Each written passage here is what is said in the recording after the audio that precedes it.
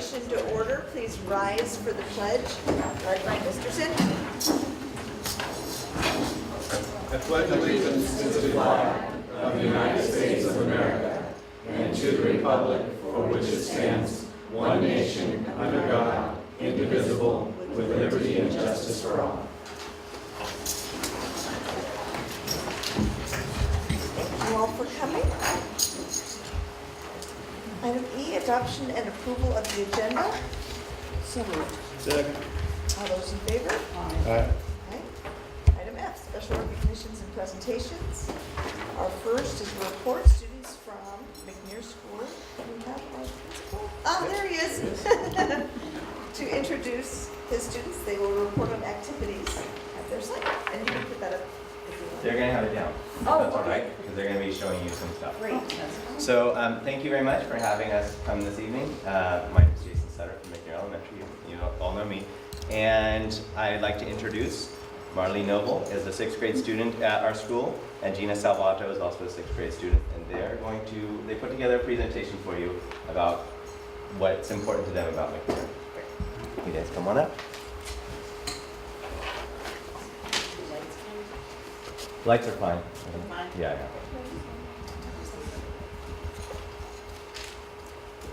Hello, my name is Gina and this is Marley and we are from McNear School. We are here to share with you some of the great things we like about McNear. For instance, we have quite a few new programs that I enjoyed this year. Walk to Read is a new program that allows kids to practice their language arts and literature skills. In Walk to Read, 4th through 6th grade students walk to different classes to read with people at their same reading level. I think that Walk to Read really helped kids progress in their reading skills. Also, McNear excels in technology such as brand new smart boards in every class at McNear and new microphones in each and every class. In the computer lab, we have about 15 brand new computers for many more students to learn from. McNear has recently started a program that originated in Pen Grove Elementary called Recess Renaissance. This activity allows kids to be included in a game of some sort. Recess Renaissance is very popular with the younger grades. In McNear, we have a fairly new program called Buddies. This program gives a chance for upper graders and low graders to get to know each other.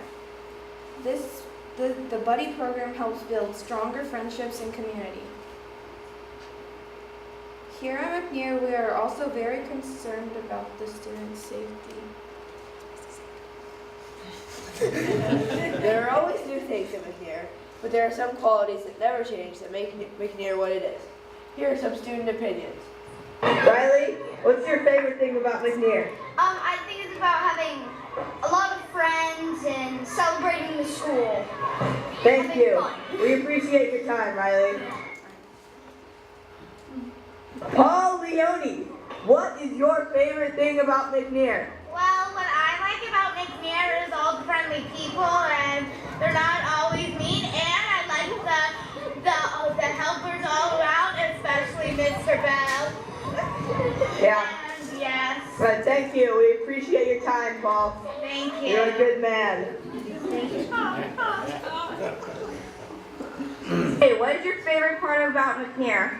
My favorite part about McNear is probably the students. Okay, The amazing students. Okay, thank you.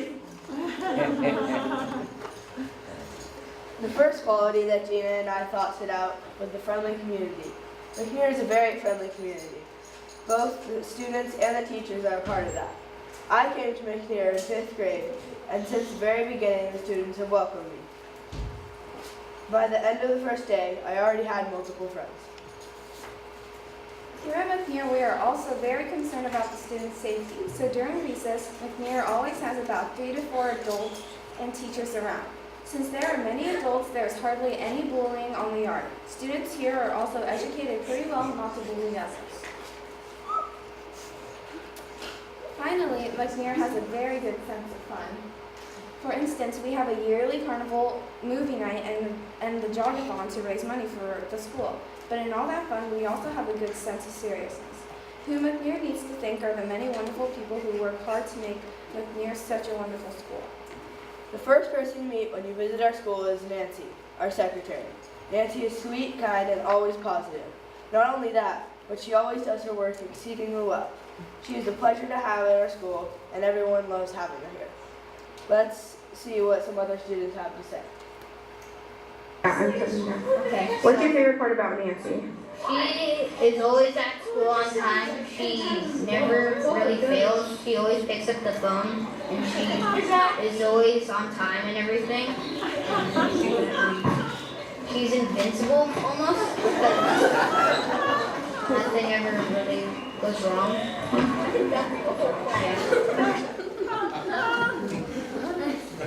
Alina, what's your favorite part about Nancy? I like Nancy the best because she's sweet and she's really nice and she cares about people. So, like, why is she sweet and how is she nice? If something's wrong, she always takes care of it and she always knows what the problem is and she doesn't. So she's like on top of things? Yeah. Thank you. Mr. Bell is an amazing person who loves the students here as much as any parent. He is McNear's top yard duty and student advisor. Every once a week, Mr. Bell walks over to every class in the school to do some healthy play with the students. Healthy play teaches many important life skills. What are your favorite traits about Mr. Bell? My favorite trait about Mr. Bella is that he's nice and funny. He also has great methods for every different problem. That probably makes sense. So, Cameron, what do you like about Mr. Bell? Well, Mr. Bell is always helpful on the playground and even plays basketball with the kids at the playground. I really like that. He is also very funny. Yeah. Okay, thanks, Cameron. Okay. Miss Bussy is the school librarian, and she does a great job at it. She knows every kid well and always knows the perfect book for you. When she reads aloud, her voice projects clearly and well. She is everyone's favorite librarian. What's your favorite part about Miss Bussy? Well, she has like this great reading voice, and it's almost like magic. It makes the story sound really real, and she does make really good suggestions on what books you should read. She always gives the best suggestions to me, and I love all the books that she picks out for me. And yeah, she's awesome. Our principal, Mr. Sutter, is the best. Why, you might ask? Because he's a fun and interesting guy. He's also serious at the same time, and everyone loves him for it. Of course. What is your favorite thing about our principal, Mr. Sutter? Well, Mr. Sutter is an epic principal, and I actually have two favorite things about him. One, he wears the best ties I have ever seen, and I compliment them to him every single day. And second, he's like a kid at heart. Sometimes when we're playing soccer on the recess yard, he'll go out and he'll play with us, and everyone wants him on our team because he's super good. Those are my two favorite things about Mr. Sutter. Okay. And the teachers here at McNear are some of the best in Petaluma. Each and every one of them have many different ways of teaching the many important learning skills students need for life. The teachers have many students, but they love each and every one of them. What makes the teachers here so special? I think they're just great at teaching, and they all just teach great subjects, and they're all nice. And I like all of them because they're all Great personalities. yeah. Great personalities, and if they have a problem on the playground, they go in depth to, help us with that. Yeah, and they will help us if we have problems at recess or during class. The teachers will help us, and the teachers have helped not having any bullies at school, which helps a lot. Yeah, thank you. Adia, what do you think makes our teachers here at McNear so special? Wow, I've only been here for like almost a year, so I think it's between the two teachers that I know, they're just very kind and they want the best for us. So yeah. Okay, thanks. You want? In conclusion, McNear has many wonderful people and students. McNear also has many more advancements to come in the future. McNear's goals are to make sure that the students are safe, responsible, and respectful. Thank you for listening to our presentation. Thank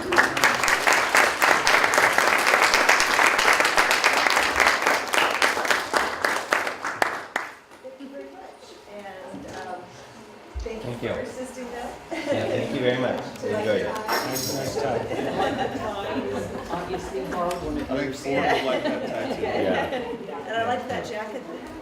The leopard skin one? Yeah, that was nice. that's a school favorite.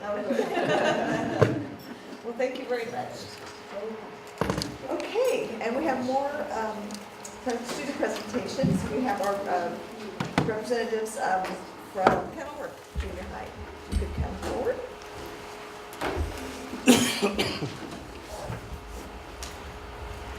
If you want to put that up there. Yeah.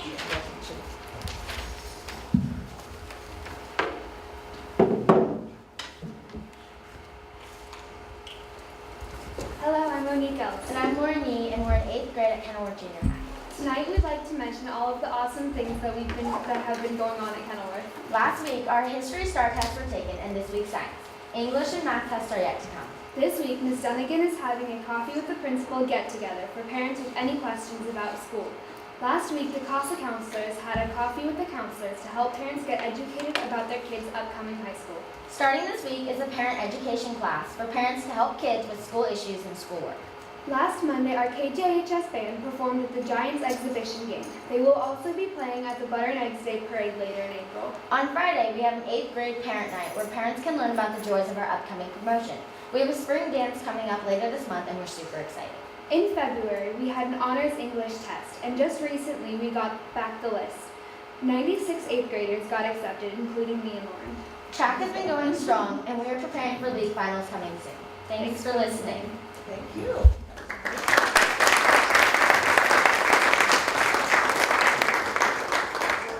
And now our representatives from Petaluma Junior.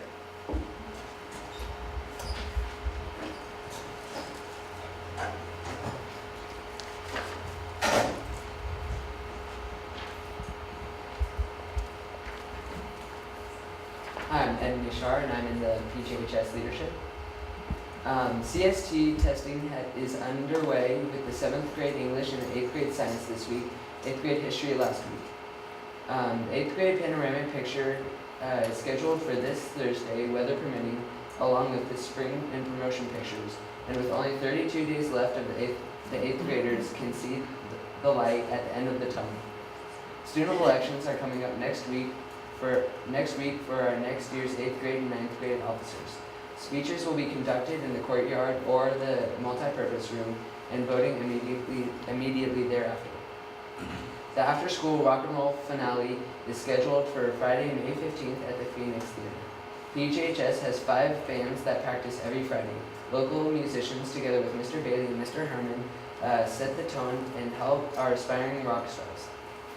The PJHS Band and Chorus and 6th grade Philharmonic will open the Giants game with the national anthem at AT&T Park on April 27th in front of a crowd of close to 40,000 fans. Open house is happening on Wednesday, May 2nd, where our Las Golondrinas dancers will entertain, along with the honor band and history day projects will be on display in the multi-purpose room. There will be an outdoor catered barbecue from the Bro Barbecue Company. All are invited for a fun and educational evening.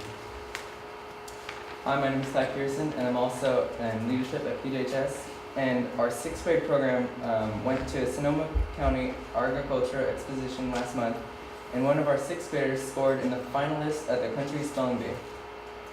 County spelling bee, sorry.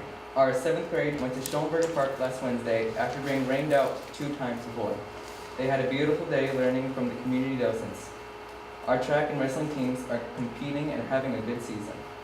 We have a new solar-powered pump project that is donated by the West Coast Solar Company to promote solar power education. It is on display behind the library, but only pumps water when the sun is out.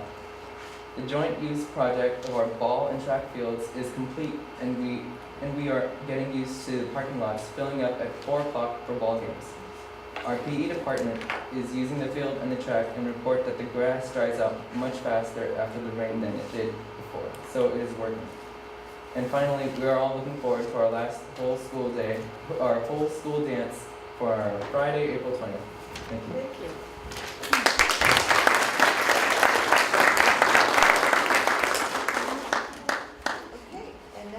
presentation, our Assistant Superintendent, Jane Escobedo, will introduce some special people. Right, so it is my pleasure to introduce to you tonight the award-winning academic decathlon team from Casa Grande High School. Come on up, guys.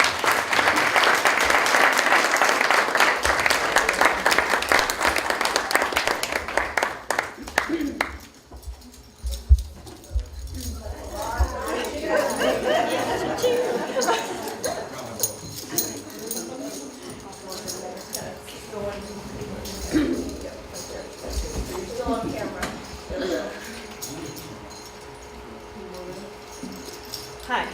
Well, I am proud to say that this is the 28th year that Casa Grande has had an academic decathlon team.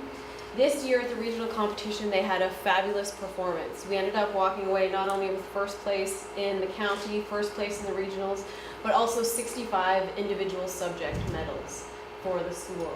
This team in front of you moved on to the state competition where they competed against some of the toughest competition, not only in the state, but in the nation as well. And they ended up getting 19th place out of 65 teams. It was a fabulous performance. And I'm going to pass it over to our captains so that you can hear from them about what they get out of the program. And then tonight we've got Junior Park who will be presenting his speech to you. Right, my name is Sierra Dunn. I am the team captain for this year. I've been in ACDEC for 2 years. And I first joined because I've been hearing about this brilliant team my entire life. When you go to high school, you should really join ACDEC. You'll get to learn about history, you'll get to learn about art, you'll get to learn about music. And that's what really makes ACDEC such a different program than anything else that I get in high school. Because it's not just another college prep course, it's not just another high school course. It's really an integration of my culture, and this is how I'm going to learn about all these different subjects in one class. I'm learning about all these different Renaissance painters, and then I'm also learning about calculus, and then I turn around and I learn about microeconomics. And I get such a different feel for all these different subjects all in one class. That's what I most enjoy about ACDEC. Not only these, and then I just meet all these people who also specialize in economics or science or art or music. So it's a fantastic class for meeting everyone and then exploring all those different subjects as well.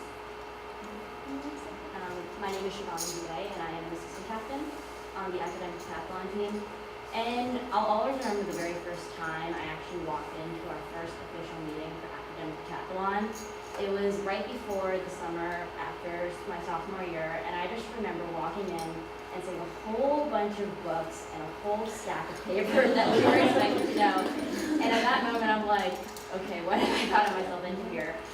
But that has to be probably the best thing that I've gotten out of it, because academic decathlon is probably the biggest challenge I've ever had to overcome in my life. But it has also shown me my strengths, and it's also shown me my weaknesses and where I can improve in my life.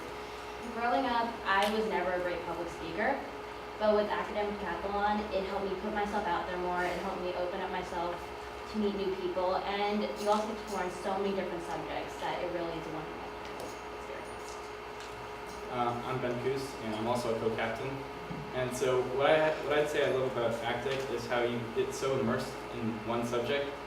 For example, this year was imperialism, and you don't just look at it from like the history point of view, but then you also learn about the art, the music, the economics.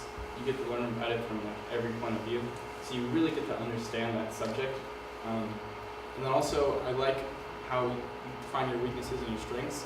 Like, I had no idea I knew anything about art, and then I ended up getting a medal about it. So that kind of stuff happens.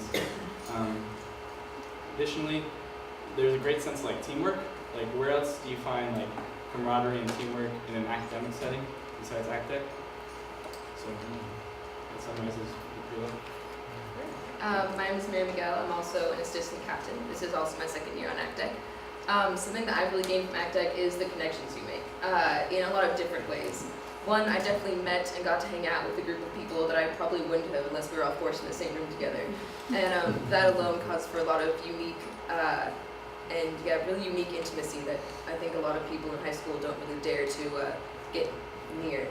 Also connections you make from all the different subjects. Like last year it was depression, and then things from depression carry over into the next year of imperialism, and it really broadens your idea of history and really arts and science and everything, and how everything connects to sort So I guess that's really what I've gotten out of acting experience. Are you ready for your speech? All right. But maybe I didn't even have my favorites. All right.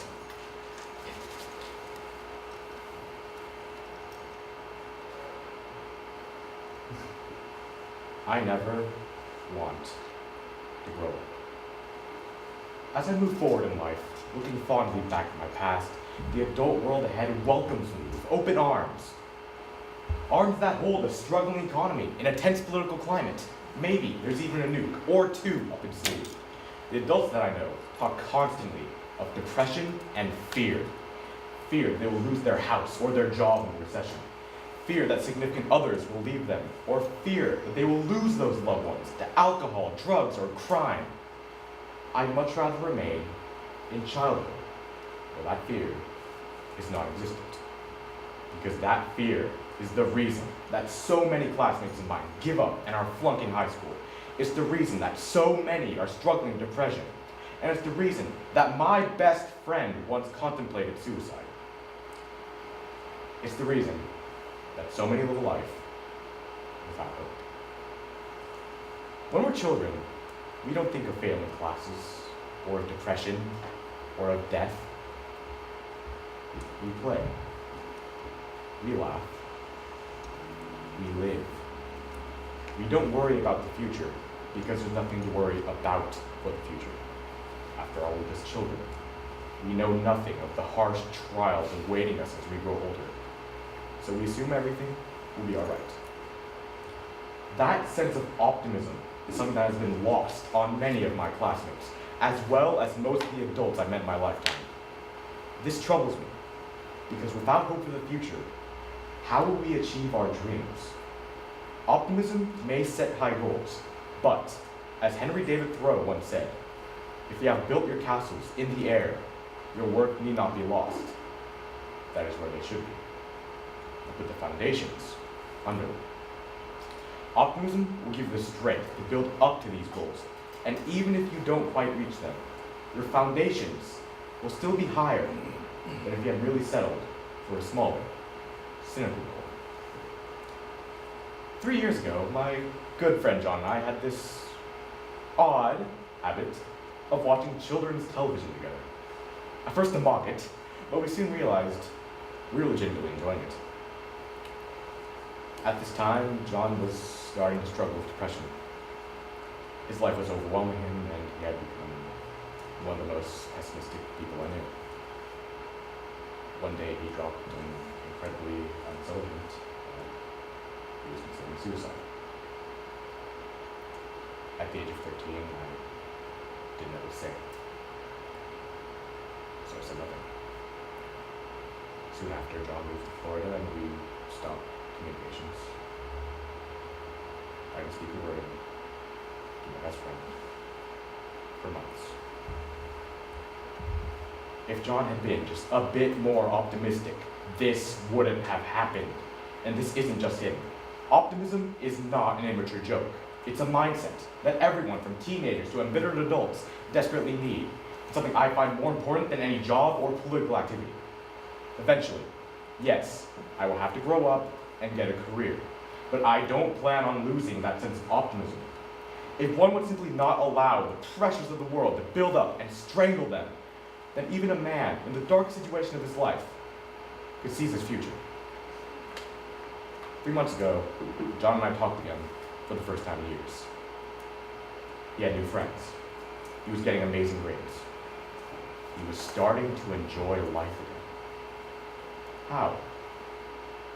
The shows we watched together. The hopeful idealism that they had reminded him of the optimism that he had as a child, and this gave him the courage to continue living. Pessimism leads to nothing but the broken dreams of an unfulfilled people, while optimism creates castle-like dreams in the air, and men and women with the drive to build up to them. Of course, the cynics on the ground would say, castles can't float. What would a child say? Thank you.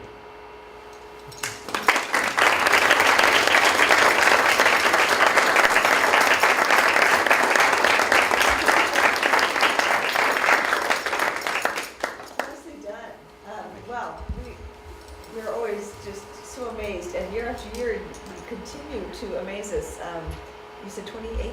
28 years. 28 years, and obviously that it started, but we're just so impressed, and it's nice when we have students from our junior highs to be able to see the opportunities that are at CASA with this program. Do you guys have any questions or comments that you'd like to?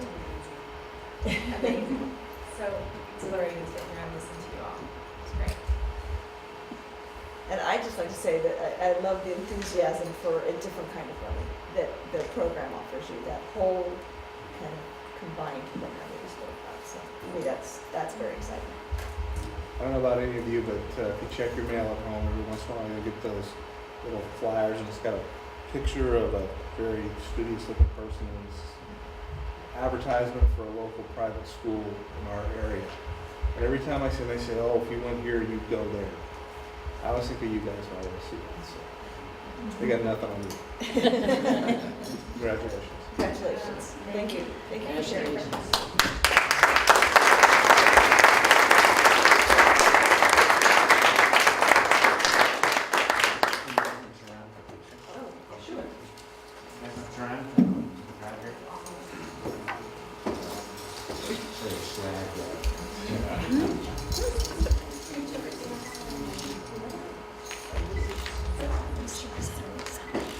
Great, thanks very much.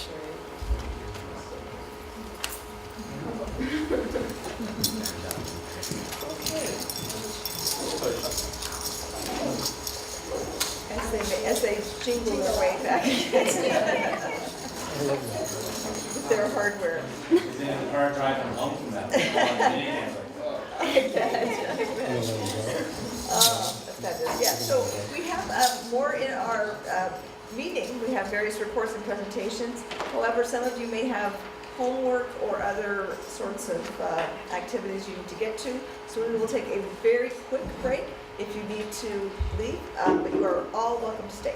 So just very, like 1 minute. Our next item, again, Jane Escobedo, Assistant Superintendent of Educational Services, will report on the procedures for awarding the State Seal of Biliteracy. So hi, good evening everyone.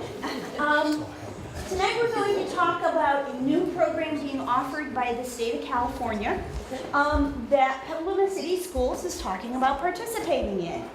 So, and I know that there is not supposed to be a hyphen in biliteracy, but the program keeps underlining it as spelled wrong, so I put the hyphen there so we could get rid of the underline, okay? Just to start with that. So, the State Seal of Biliteracy is a new program that certifies students as biliterate. When you talk about biliteracy, you've heard about bilingualism, which means that you speak and listen well in another language. Biliteracy adds reading and writing, which is really what we're after for a truly fluent bilingual person, is somebody who can listen, speak, read, and write at a fluent level. So our proposal in leading up to the Seal of Biliteracy, I'm going to kind of start at the bottom and then we'll work up, because we already are doing some things that will lead our students to gaining the Seal of Biliteracy. What we're proposing is looking at K3, starting at the bottom there, and looking at the English side of the house and what's going on in English, and then what's also going on in Spanish. So in 2012-13, and actually this is going on right now at McDowell School, we have, of course, English, we have English language arts, math, social science, science, art, music, and PE. But we also have a teacher who is working with kids in grades 2 and 3 who are EO, English only, or who have already been redesignated. They were ELL students, but they've been redesignated as fluent English speakers. And they actually are doing some Spanish classes there. So what we're looking at doing is formalizing that a little bit in the future and continuing that Spanish language class there at McDowell.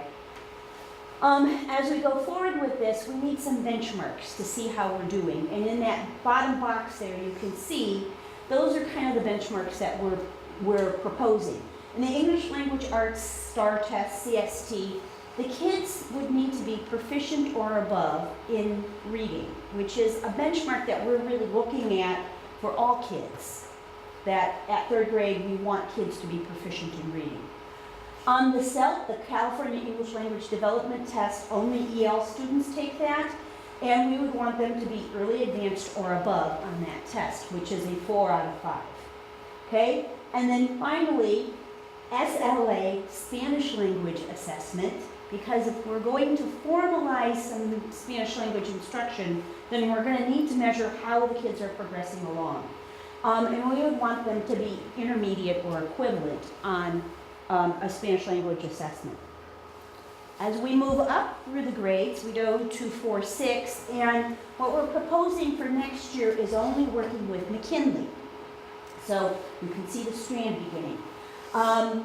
Once again, I'm not going to repeat all of this. You can see in the boxes the English side of the house, what is being taught, and then Spanish language arts, and we would teach it at 4, 5, and 6. We would hire a Spanish teacher, and that Spanish teacher would work with every single child in the school, including the gate magnet children who are going to be at McKinley next year, so that all the students in the school, English only or ELL students or bilingual students, everybody would get Spanish language arts. You would probably say, why would a Spanish speaker need Spanish language arts? Well, a lot of Spanish speakers, it's just like us with our English. If somebody said to you, what is a dangling participle? Could you please tell me where? We don't necessarily know those kinds of things, the grammar points. When we learn those kinds of things, we learn them many times when we learn a foreign language. The reading and the writing would be the emphasis here for the Spanish language speakers. Then once again, you can see the benchmark, the proposed benchmarking. Notice that middle one. Yeah. EL students, 100% redesignated by the end of 6th grade. That is very strong research that we know, and we've talked about it before, that students must be redesignated by the end of 6th grade, wherever they move into junior high or middle school, depending upon the system. It's very important because that's where they end up in the double blocks of English and math, and they begin to fall behind academically. 7th and 8th grade at Kenilworth Junior High in the 12-13 school year. You can see the English side of the house again, and on the Spanish side of the house, starting in 13-14, and that's just a little bit different, we would be able to provide history in Spanish. We have the resources, the personnel, teachers who are bilingual, certified with a BCLAD. We have actually 3 of them at Kenilworth who all teach history. So we would be able to take advantage of that resource and teach history in Spanish for the 13-14 school year.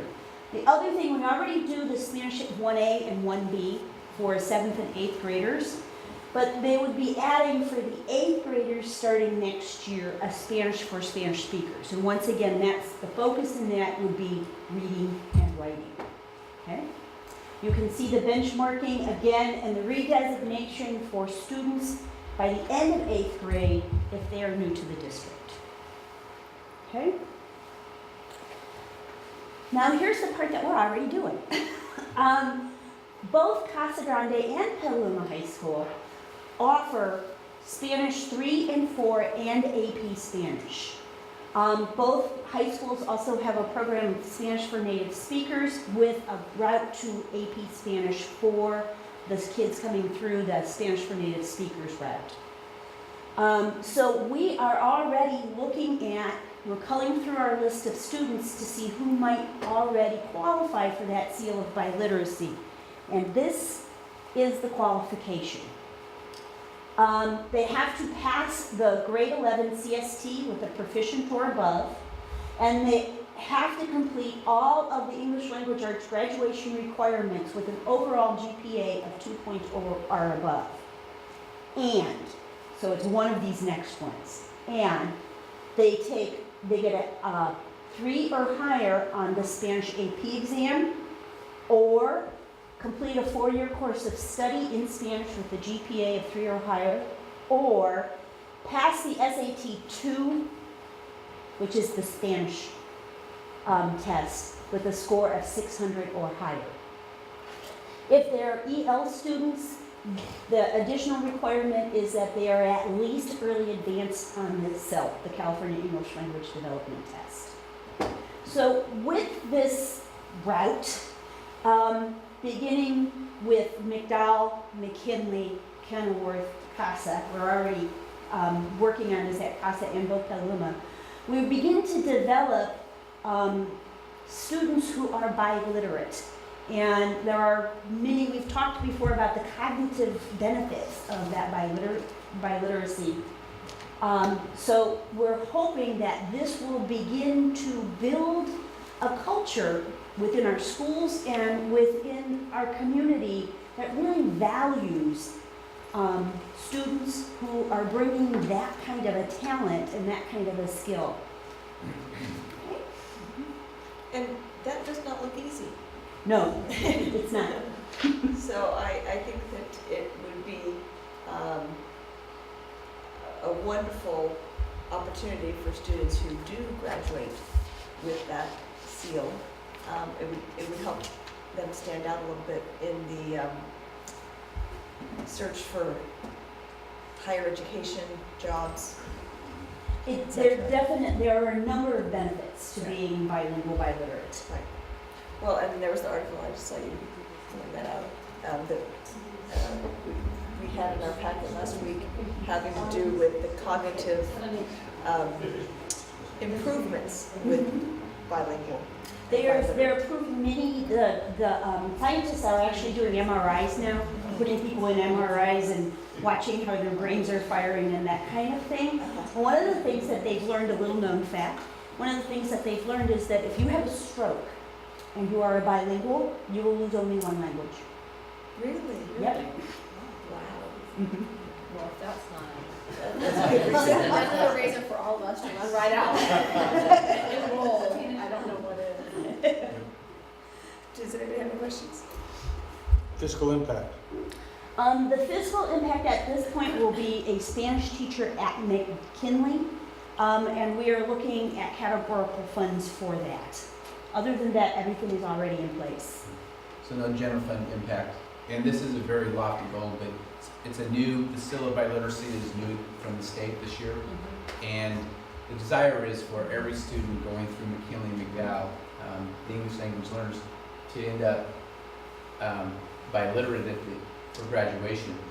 And for us to embrace the fact that they come to us speaking Spanish and have them be literate in Spanish, because often they only speak the language and we don't use that skill for them to expand their knowledge and benefit them upon graduation. Well, and also it would provide opportunities for non-native Spanish speakers to find an opportunity at McKinley and McDowell Right. to develop that language. Well, that's a second question. Does this play into the magnet piece? This does support the magnet piece at McKinley, which is kind of why it feels funny that we're starting in the middle there at a 4-6, but it's purposeful so that as we begin to build that magnet program, we have some real different kinds of offerings at that campus that we can build on, both build down to McDowell and then build up through the 12th grade. Yeah, we will be looking for the GATE magnet program, obviously, for those students to graduate with the seal of biliteracy as well. Yes, and we have a new administrator going to McKinley, I think. That's right, we do. We have a new principal who is bilingual. He's actually trilingual. He actually is trilingual. So he'll still be bilingual if he has a stroke. Talk about hedging your bets.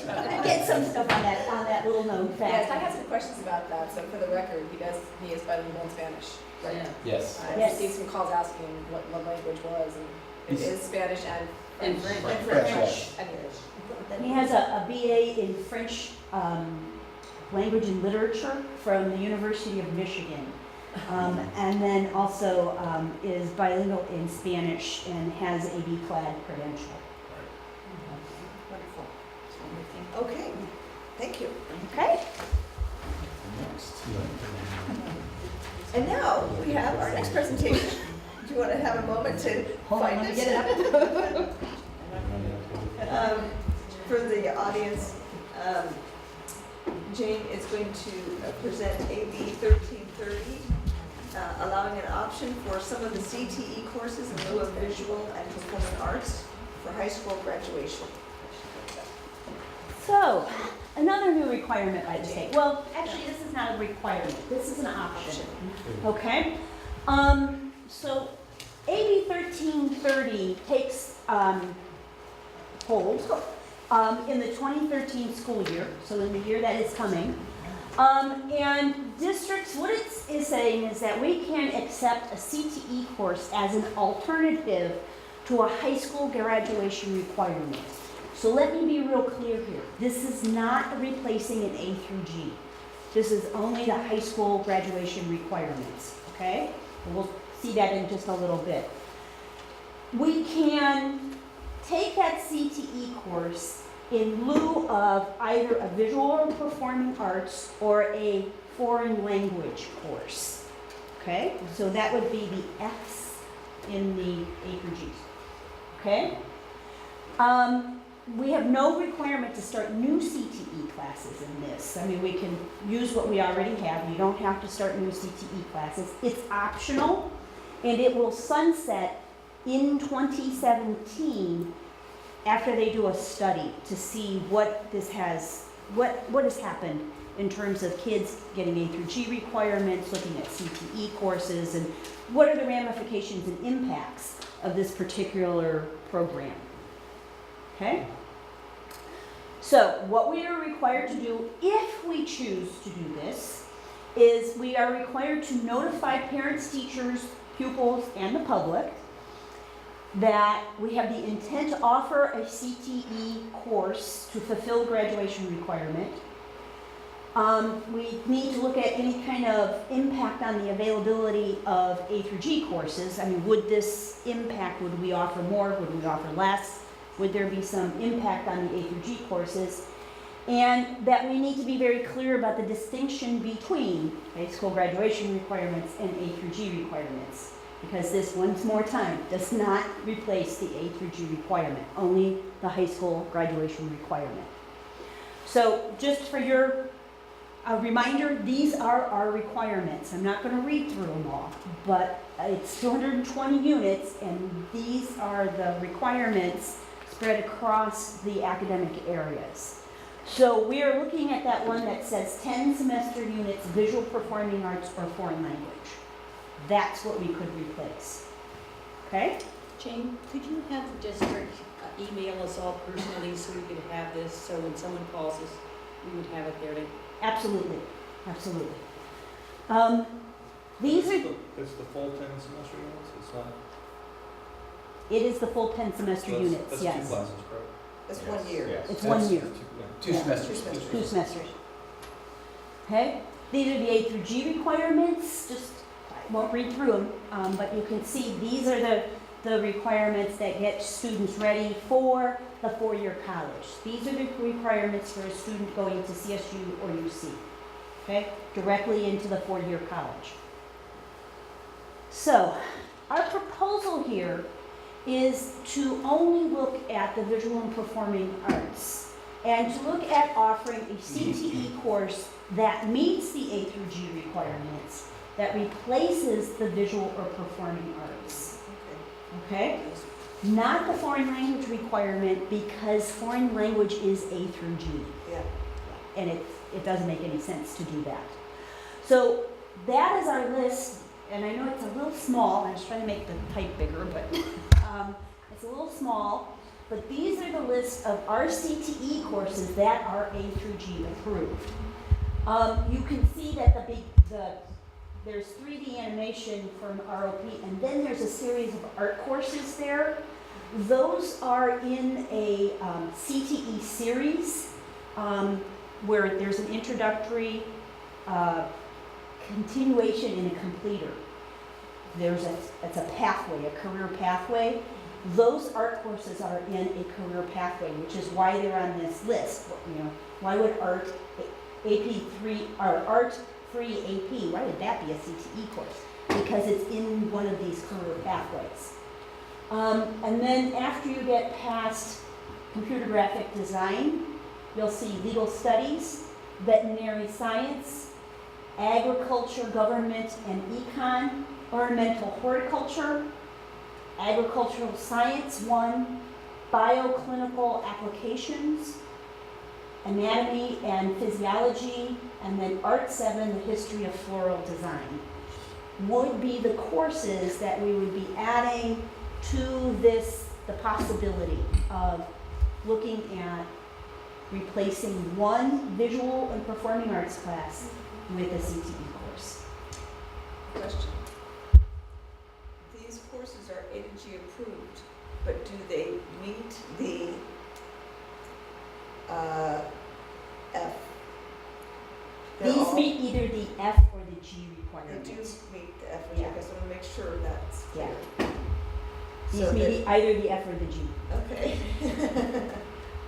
We originally proposed just the Fs, and we realized that we were already doing that. Yeah, if we just did the Fs, then it doesn't make any sense because the Fs already Are there? are credits. That was where I was confused. Some of these are Yeah. G Okay. on A through G. Okay. Yeah. The bottom of the list is G. The top of the list is F. Okay. Forget the request, Jane. I was listening instead of looking, and I realized that you furnished Yes. us with those. It's on as an assist. We can still email it. Well, no, it's not necessary. Okay. Any other questions? This is a substitution. Are there any movements afoot in California education to integrate CTE with AP or A through G? It's a curious phenomenon where my understanding is it gets pretty bifurcated. You get the children that are on the CTE track, and then we'll call the kids that are on the academic track, and not a lot of crossover right now, right? Right, and that's an interesting question because with our new Common Core standards, which one of these days we need to talk about those. The new Common Core standards are built on what we call career and college readiness standards, and there are 13 standards that go across all of the grade levels, and all of the language arts standards, the math standards are built to get all kids to this college and career readiness point. So we will probably in the future be seeing more and more kind of pathway ideas where kids are taking a series of classes that will lead them to college career readiness, that may lead them to internships, externships, those kinds of things, shadowing, job shadowing, those kinds of things will be incorporated as we move towards the implementation of the Common Core standards. I want to make sure that the board realizes that we could make every CTE course count for visual performing arts or foreign language. But it's not A through G. Right. For graduation. We're not recommending doing that because of the board's desire to increase the number of students with A through G. Yeah. And so to address that, this is our proposal.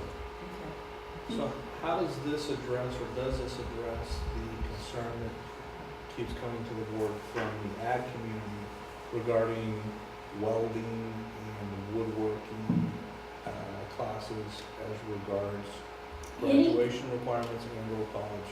Any of those classes can become A through G if we align them to the standards. And now we would be aligning them to Common Core standards, not the California standards, because we're moving away from those and towards this Common Core.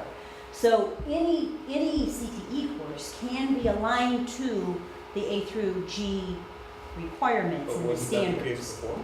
Pardon? Wasn't that the case before? Yes, yeah. Yes. So this hasn't changed.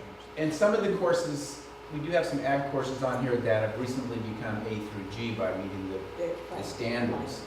But remember, as far as graduation requirements are concerned, you have to have 65 unit.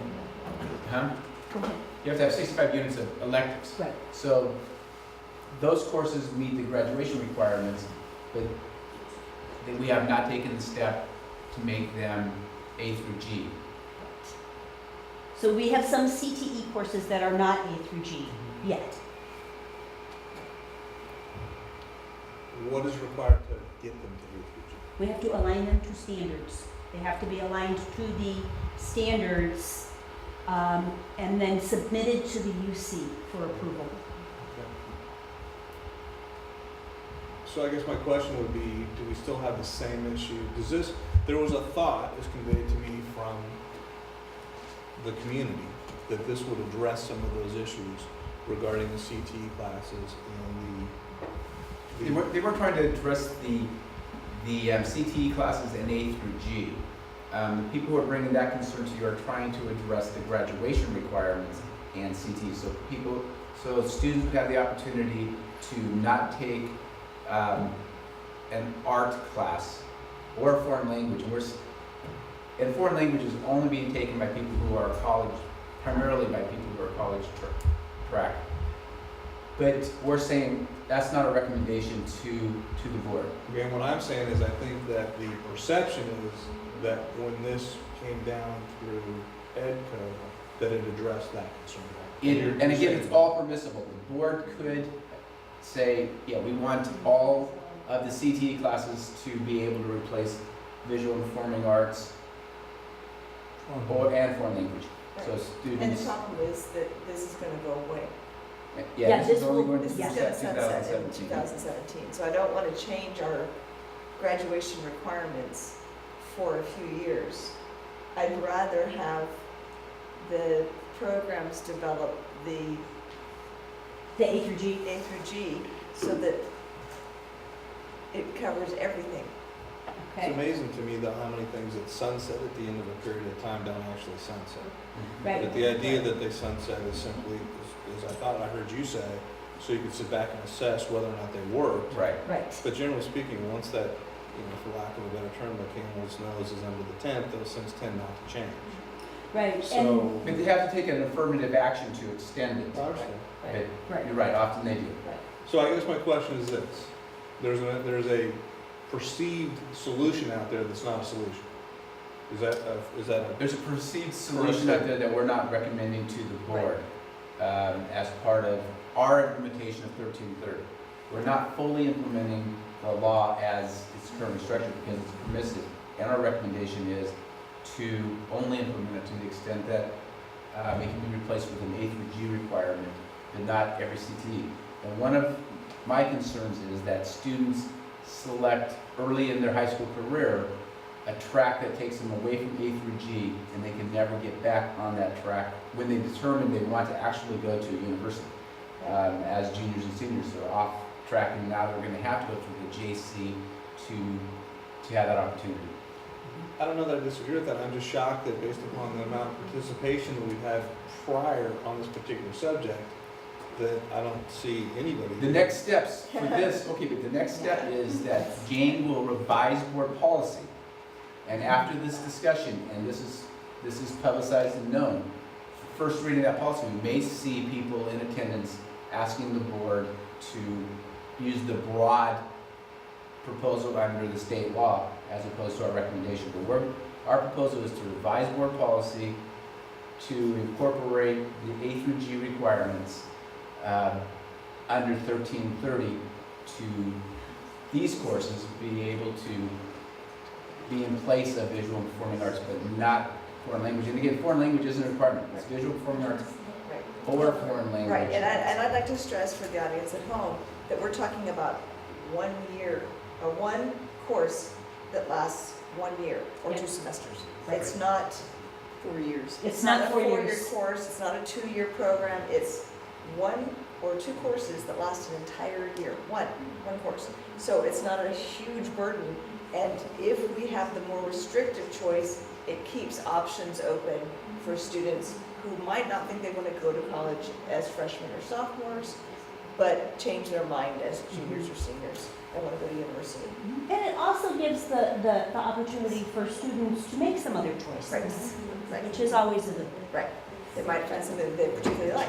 Yeah. The other question I had, there was discussion this year regarding science, high school graduation science requirements. Have we heard that the state was looking at reducing what the state requires? That was a governor's proposal, and I don't know that there's any legislation pending. Okay, because my recommendation would be not to change our requirements. Even if the regardless state of what the changes to says. one year of science, not to We change need as our much requirements. science as possible. Right, yeah. Okay. It definitely seems to be contrary to, the whole STEM, science, technology, engineering, and math focus that we're supposed to be moving towards as a nation. Right. And if you see right now, the laboratory science requirement, which is D on the APG list, 2 years are required, 3 years are recommended. Right. So having 1 year is not satisfactory. No. I'm gonna go with, I still think we have a perception problem, and we need to make sure that we get in front of, so that the affected people, the concerned people, and kind of looking over past David to the high school, which is right behind them, know what's going on and understand what's at stake. And I look forward to that conversation. So we will do that. We will make sure that we're out ahead. And we'll share out this presentation and the fact that the board policy will be before the board on the April 24th for first reading. Okay, great. Thank you. Sure. Thank you. Sure. It's very helpful. And thank you. Okay. Item G, approval of the minutes, March 12th, 2012, March 13th, 2012. So moved. Second. All those in favor? Aye. Aye. Item H, comments from the public. Do I have any speaker cards? No. Okay, I'm not doing that. Item I, report of activities and correspondence of school board members. There were site visits to Valley Vista, Grant, McNear, Petaluma High, Covenant DM campuses. Wow. Attendance at a lot of sporting events, including swim meets, varsity softball, JV softball, and tennis matches. A couple of us attended, there's an education coalition developing in Petaluma, and we went to Sacramento to speak with our legislators and other people with connections to education to talk about the state of the budget, the tax initiatives. It was very informative. Also attended at the East Side Band Festival and meeting with County School Board Trustee. So it's been a busy few weeks since our last meeting. Item J, approval of the consent agenda by consolidated motion. So moved. All those in favor? Aye. Under Administration and Human Resources, we have several hold items. Our first is the employment report. Recommended motion that the employment report be approved. So moved. Second. All right. It's my privilege and pleasure tonight to introduce Mr. David Stewart now as the principal of Petaluma High School, and he started that on April 2nd. I've actually known David for quite a few years. We taught English together, and he was quite a teacher leader over Casa Grande, and then he came over and was an outstanding assistant principal at Petaluma High School, and staff wisely selected him to take over the reins there. So congratulations, David. Thanks. Welcome, and how are things going? Swimmingly. It's good, but the staff's in a good spirits. I mean, April is a tough month, especially with the relatively early spring break. We're doing well. We have a lot of things to do. We're specifically looking at trying to get more technology in our site, or using it more effectively across the board. Obviously, looking at the areas of the district cares about deeply, which is English language learners and special education students who continue to struggle and are behind their peers. So we're trying to do what I think all our sites are doing, which is bring those students up to par. But I'm excited about the opportunity. There's a great staff there, great students there, and I'm excited to be on board there in this capacity. I also wanted to mention Marilyn Stratford and Frank Lynch, who together have mentored me this year and done a super job kind of steadying the ship and making sure that Petaluma continues forward. And I think they both should be commended for their continued service to this district. So, And though he's not here tonight, I'm not sure where Mr. Holly is, we've taken the interim off of Bennett Holly. He's been selected as the assistant principal. I could tell you where he is tonight. Yeah. He's sorting through storm tests. That's what they do in April at the high school. That is a serious job, as you know, Yes. to make sure that test runs smoothly. So he's working with some volunteer staff members up in the library right now, making sure that all gets collated for the next round. We move from English to math. So I know you have a. I'm going to engagement, go so watch I'll a let you go fellow on. district employee get remarried right now. Oh. Take it easy, David, again, Thank you. congratulations. Okay, all those in favor? Aye. Now it's official. Okay, item 2, resolution 11-1231, recommended motion that resolution 11-1231 of the Board of Education of the Petaluma City Elementary and Joint Union High School Districts honoring the contributions of the classified school employees to quality education and declaring the week of May 21st through 25th, 2012 as Classified School Employees Week be adopted. So moved. Second. I actually would love to speak to that. Excellent. Chris Moggy here. As you know, I mean, the classified employees are really the foundation that really keeps our district together, so that our students can learn in a quality place. They get fed, they get, the place is kept up, clerical folks keep things running smoothly, the grounds are taken care of by our classified employees, and as a former custodian, I understand the value of all of the work that they do, and so I just really applaud them and make sure that they get recognized for all of those things. And we might add that they're the first person that people see when they come on our campuses many times. Yes. Yes. First person there in the morning and the last person Leave it to at turn that. out the lights at night, that's for sure. And thank goodness for that. And often very As a important former connections for children. Yes. You know, at various stages throughout their educational careers. So, thank you. Yes, I think, I can't imagine anybody disagreeing. So, okay, all those in favor? Aye. Aye.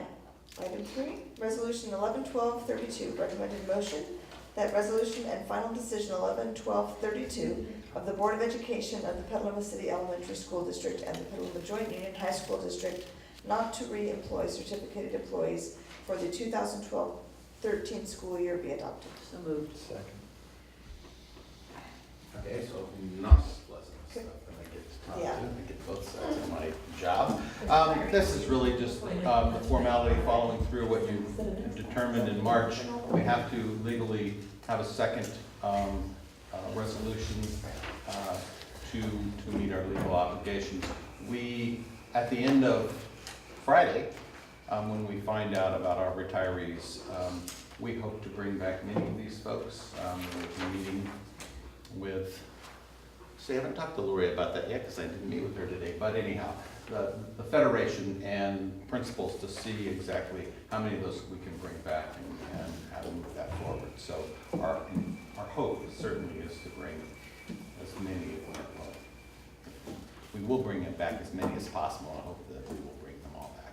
Just not quite certain at this point. Yeah, this is not the fun part. Might as well not move. Okay, all those in favor? Aye. Item 4, resolution 11-1233, recommended motion that resolution and final decision 11-1233 of the Board of Education of the Petaluma City Elementary School District and the Petaluma Joint Union High School District not to re-employ certificated adult education employees for the 2012-13 school year be adopted. So moved. Second. Same thing. Yes, it is our adult educators, and this is something that we have to do every year. Right. And most of them have been brought back in previous years as well, as we can. You can say that. Yes. All those in favor? Aye. Item 5, recommended motion that the declaration of need for fully qualified educators in the Petaluma Joint Union High School District for the 2012-13 school year be approved. So moved. Second. Yeah, this declaration is required of us to state that we are, attempting to bring out highly qualified teachers if we want to ever bring on an intern or somebody who has an emergency credential, that we are working to bring on all highly qualified teachers, but we have to have this statement if there becomes a need, and we do bring in interns and in certain cases, emergency permits, but very seldom. Yes? Who requires it? The state. The state requires that we have this statement on record before we can. Local control. Yeah. Yeah. I don't know why there's so many law. Yeah, okay. All those in favor? Aye. And then item 6 is the equivalent, it looks like, except for the Petaluma City Elementary School District for the 2012-13 school year. Be approved? So moved. Yes. Second. Okay, all those in favor? Aye. Did we have a Williams? Yes, we do. Item 11, Williams Settlement Quarterly Uniform Complaint Report Summary. We had one complaint that was resolved. Other than that, no complaints. Any discussion? No. Okay.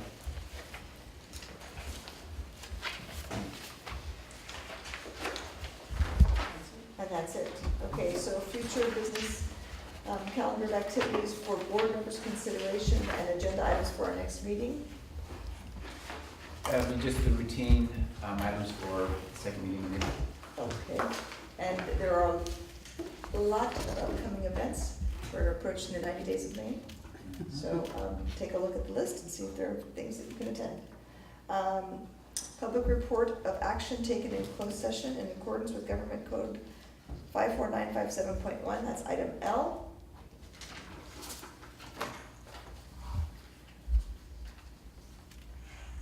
We met prior to our open session and heard student matters as well as employment matters. Resolution 11-1232, during the previous closed session, the board adopted by a roll call vote, Resolution 11-1232, to give notice of release to 2.0 FTE temporary certificated employees effective May 25th, 2012, pursuant to Education Code Section 44954A, and to authorize the district superintendent or designee to notify the affected employees. That was all 5-0.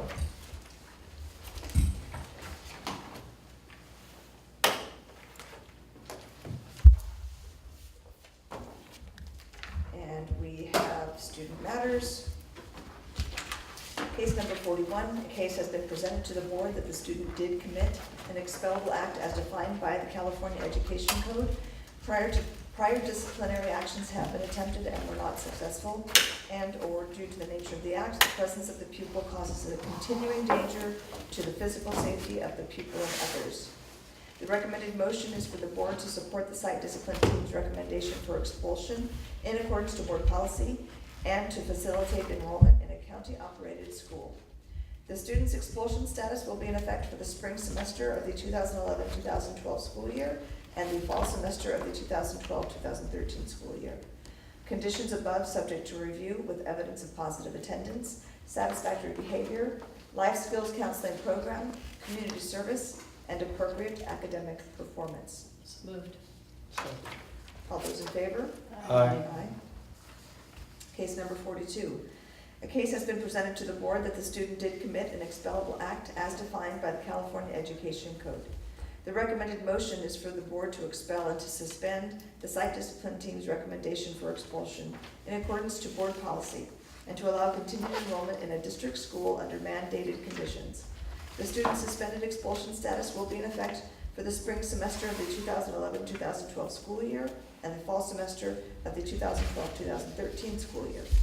Conditions above subject to review with evidence of positive attendance, satisfactory behavior, conflict mediation, anger management counseling program, community service, and appropriate academic performance. So moved. Second. All those in favor? Aye. Aye. Case number 43.